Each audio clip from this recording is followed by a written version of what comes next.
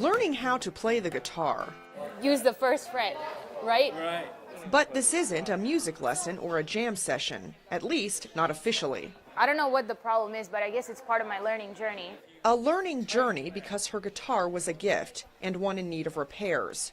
So Manu Ramanan stopped by this repair cafe in Fairfax, Virginia for some help. I think we're just trying to change how people think about stuff, what our expectations are. Rather than being consumers, we work better with what we have.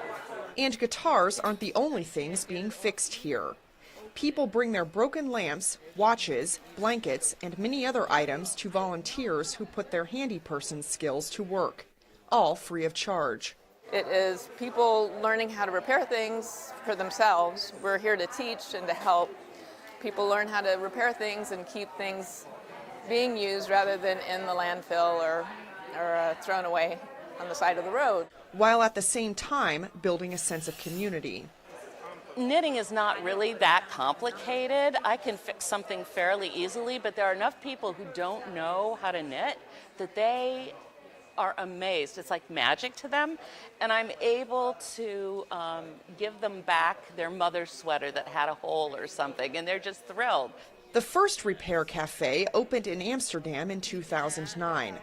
Now, the website advertises more than 1,600 repair cafes globally, mending material objects while creating new friendships. Jill Craig, VOA News, Fairfax, Virginia. I'll keep going. Yeah, I do. Right? Yeah, cool. So, and then if I did that, Oh, cool. and She's got a background in physics, so she understands what you're talking about. oh, is that right? That's why I was trying to count things. Yeah, I was good. asking for a formula. How did you figure out the quarter? Is it the fifth? Because